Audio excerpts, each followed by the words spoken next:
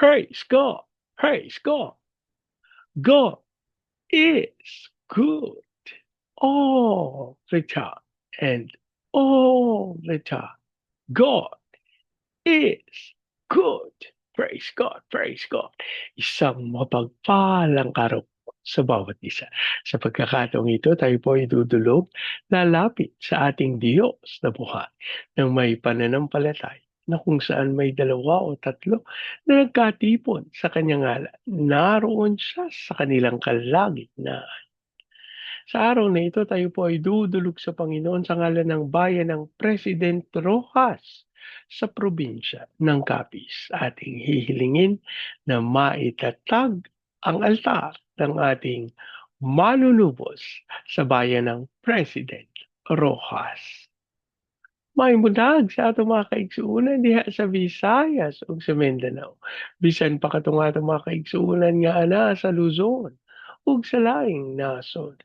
Talay ko ang Ginoo sa walay katapusan. Ang atin pong pagsambahay mula sa Aklat ng Mga Awit, 80 kabanata, ang talata po ay 13. Mga baboy damong nagmula sa gubat, niluluray itong walang pakundangan. Kinakain ito ng lahat ng hayop na nasa saparang.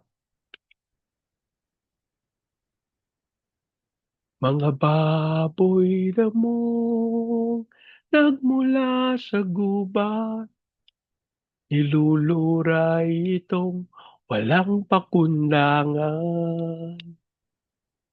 Mga baboy damong nagmula sa gubat, niluluray itong walang pakundangan.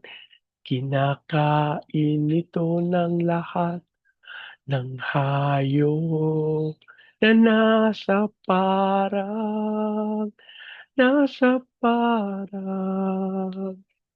kinakain ito ng lahat ng hayop na nasa parang.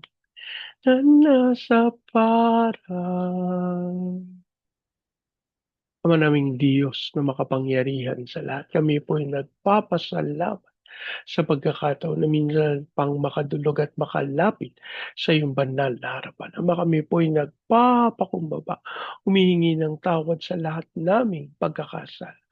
Aming panalangin, Panginoon, ang lahat ng kasalanan, ang lahat ng kasinungalingan, ang lahat ng bagay na hindi nagbigay kalungkuran sa iyo ay patuloy na pawiin at linisin sa pamagitan ng banal na dugo ng aming manunubos. Habang amin din pong idinudulog sa iyo ang bayan ng President Rojas sa probinsya ng Capiz, ang aming panalangin, ang lahat ng altar at lahat ng kasunduan na ginawa sa bayan ng President Rojas nang hindi ayon sa pangalan ng aming manunubos ay mapawalang sa pangalan ni Jesus. Ang aming hiling sa pangunguna ng iyong Santong Espiritu, maitatag ang altar ng aming Panginoong Hesukristo sa bayan ng President Rojas. Maraming salamat po ang aming pag-asa at tinugon nyo at tinanggap namin ang aming panalangin sa pangalan ng aming Panginoong Yesus. Amen. Amen. Amen. Amen. Amen. Amen. Amen. Praise God. Praise God. Ang atin pong pagbubulay ay mula sa Aklat ng Genesis, 37 kabanata. Ang talata po ay 9. Sinabi rin niya na naginip muli si Jose at isinalaysay sa kanyang mga kapatid ang ganito. Nakita ko sa aking panaginip na ang araw, ang buwan at 11 bituin ay yumuko sa aking harapan. Sinabi rin niya ito sa kanyang ama at ito'y nagalit din sa kanya. Anong ibig mong sabihin? Tanong ng ama. Kami ng iyong ina't mga kapatid ay yuyuko sa harapan mo. Ang Diyos po ang magpala ng kanyang buhay at makapangyarihang salita. Ang bahagi pong ito ng banal na kasulatan ay ang pagpapatuloy nung mga panaginip ni Jose. Dun sa kanyang unang panaginip, sila ay nagtali ng trigo ng kanyang mga kapatid. Yung kanyang trigo na natili na nakatayo samantalang umalibot yung trigo na itinali ng kanyang mga kapatid doon sa kanyang trigo at yumuko. At sa bahagi naman pong ito ng panaginip, aba, nakita niya sa kanyang panaginip na ang araw, ang buwan, at 11 bituin ay yumuko sa kanyang harapan. Alam niyo po, isang kakatuwa ang panaginip na ito sapagkat maliwanag na ipinakita na siya ang niyukuran ng araw at ng buwan. Mga kapatid, isang katotohanan na ito'y nangungusap ng kapangyarihan. Alam niyo po, napakahalaga na ating binibigyan pansin yung ating mga panaginip. Ano po? Hindi, ano lang naman yan, dahil lang yan sa pagod, sa sobrang pag-iisip, samantalang ito po ay posibleng totoo. Pero may mga pagkakataon po na ang Panginoon ay nangungusap sa atin sa pamamagitan ng ating mga panaginip. At sa ganitong pagkakataon, marapat nating mabatid, ginagawa ba natin kung ano yung utos ng Panginoon para sa atin? Mga kapatid, napakahalaga na binibigyang pansin natin o ginaganap natin yung tawag ng Panginoon. Kasi po, itinalaga tayo ng Panginoon para sumunod at gumanap nung kanyang kalooban. Alam niyo po, sa katotohanan, walang kakayahan o hindi maari na ang espiritu, hindi naman tama yung walang kakayahan, ano po. Hindi maari na ang espiritu ay basta-basta makakilos dito sa ating sanlibutan. Sa kadahilan ng ang espiritu ay namamayagpag sa kung saan naroon ang espiritu. Dito po sa sangkalupaan, aba, mga material na bagay. Yung mga may physical being. Halimbawa, tayo po, no? Yung mga gamit, yung mga tirahan, yung mga lugar, yun po, may physical being sila. Yun yung nandito sa sanlibutan. Ang spirit, ang espiritu, para makakilos sa physical being, kailangan may pagpayag, kailangan binigyan ng karapatan. At alam niyo po, sa tuwing tayo ay nananalangin, sa tuwing tayo ay nagbubulay ng salita ng Diyos, ano po?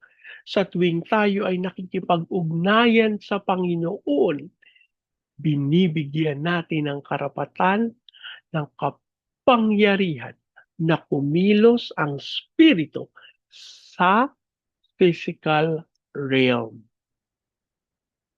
Kaya alam niyo po mga kapatid, napakahalaga na hindi natin binabaliwala yung ating kakayahan o yung pagtawag sa Panginoon sapagkat dito po nakakakilos ang ating Diyos na buhay. Kaya huwag nating baliwalain yung mga panaginip. Huwag nating baliwalain yung mga pangungusap ng Diyos sa atin. Ito po ito pong ginagawa natin na pananalangin, ito po ay paraan ng Diyos upang makipagkaisa sa atin. Mga kapatid, kung babalewalain natin ito, kung hindi natin bibigyang pansin, hindi natin mauunawa, hindi tayo magkakaroon ng ganap na kaisipan. Ito pala ang gusto ng Panginoon. Paano ko naman malalaman yan, Bernie? Wala naman akong kakayahan sa mga spirit realm na sinasabi mo. Dito po papasok ang kahalagahan ng salita ng Diyos, ng banal na kasulatan, sapagkat ito po yung magkakaloob sa atin ng ganap na kaunawaan ano yung ipinapagawa ng Panginoon sa atin.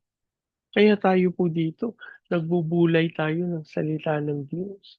Kasi nais natin na kung ano yung gagawin ng Diyos, magkaroon ng kaganapan sa ating mga buhay.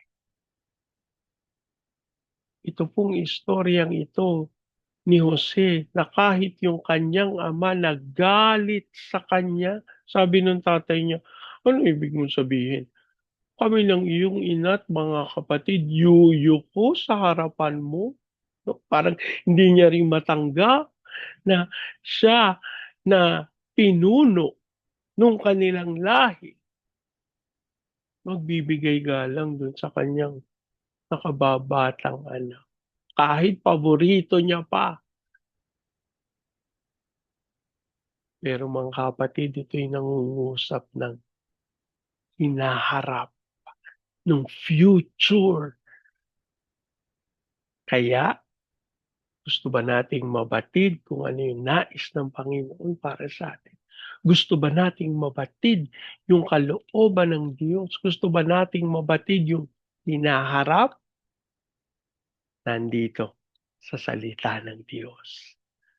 At kung nais natin na malaman ang gusto ng Panginoon na pagtuunan natin ng pansin, tayo magbigay ng sapat na panahon, kapiling ang ating Diyos na buhay sa pamamagitan ng kanyang salita. Manalangin tayo. Manaming Diyos na makapangyarihan sa lahat, kami po'y nagpapasalamat sa iyong araw-araw na pangungusap sa amin. Kami po'y humihingi ng tawad sa mga pagkakataon na hindi namin pinapansin ang iyong pakikipag-ugnayan sa amin. Patawarin mo po kami, Panginoon. At sa oras na ito ang aming hiling, Ama, magkaroon kami ng ganap na kaunawaan na lumakad sa iyong landas ng katwiran. At sa pangalan ni Jesus, ipahintulot mo po na sa aming pagbubulay ng iyong salita. Patuloy kaming magkaroon ng kahandaan. Mangyari sa amin ang iyong dakilang kalooban upang aming masunod ang iyong naisin. At namin ding idinudulog sa iyo ang bayan ng President Rojas sa probinsya ng Capiz.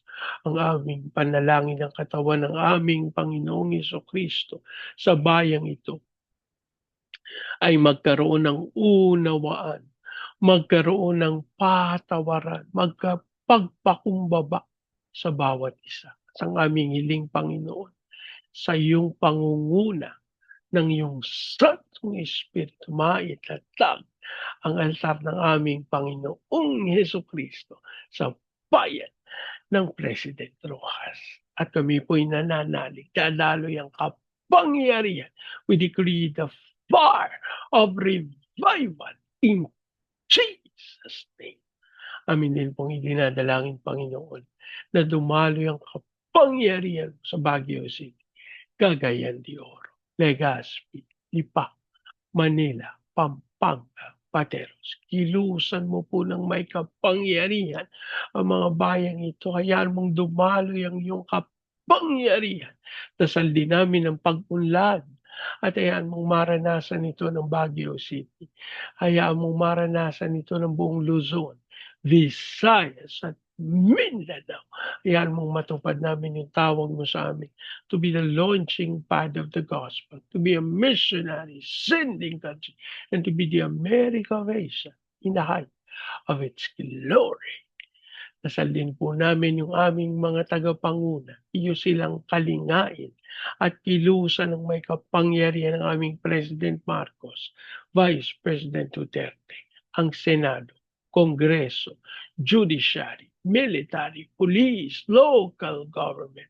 We declare the fear of the Lord na maghari sa aming gobyerno. Pawiin mo ang lahat ng kasinungalingan, ilantad ang lahat ng kasinungalingan at tunay maghari ang iyong kapangyarihan.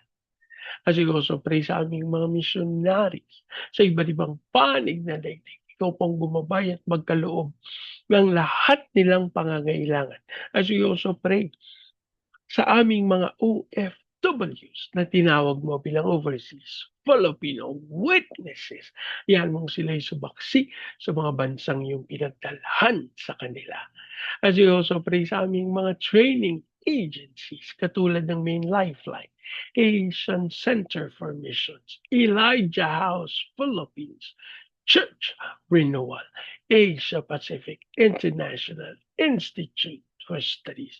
Lord, ipagkaloob mo ang lahat ng pangangailangan ng mga ministeryong ito upang matupad nila ang dakilang kalooban mo. As we also pray, Panginoon, sa mga bansa ng Vietnam, Cambodia, Myanmar, Laos, Thailand, Malaysia, Singapore, Indonesia, Brunei. Lord, dasal namin ang kapangyarihan ng iyong Santong Espiritu. Tupukin ang mga bayang ito at patuloy na kilusan ang mga lingkod mo. As we also pray for Hong Kong, Macau, Taiwan, kilusan ng walang katulad na manumbalik sa iyo ang mga bayang ito. Hindi ng Japan, China, South Korea, North Korea, Brazil, Russia, at Amerika. Hiling namin ang iyong pangunguna sa mga bayang ito. We declare the fire of revival as we speak peace over Israel. Maraming salamat pong aming pag-asa. Tinugon niyo at tinanggap namin ang aming panalangin sa pangalan ng aming Panginoong Yesus. Amen. Amen. Amen. Amen. Amen. Amen. Amen. Amen. Praise God. Praise God. Lagi po nating tatandaan sa anumang pagsubok, problema, kahirapan, sakit, karamdaman. Tayo dudulog lalapit, tatawag sa Panginoon dahil sa Diyos walang imposible. Sa pagkakataong ito, hayaan niyo pong salitain ko ang basbas ng Panginoon sa inyo at sa inyong sambahayan. I declare the everlasting love of the Father. I declare the unending blessings of the Son. I declare the sweet, sweet, sweet fellowship of the Holy Spirit now and forevermore. I declare this new house and lot with parking, with a new vehicle, and with a flourishing business. In Jesus' name, amen. Amen, amen, amen, amen, amen, amen, amen. Praise God. Praise God. Hanggang sa susunod po, sama-sama nating ideklara, Pilipinas, God bless you. And so we declare, to God be all the glory in Jesus' name. Amen. Amen. Amen. Amen. Amen. Amen. Amen. Praise God. Praise God.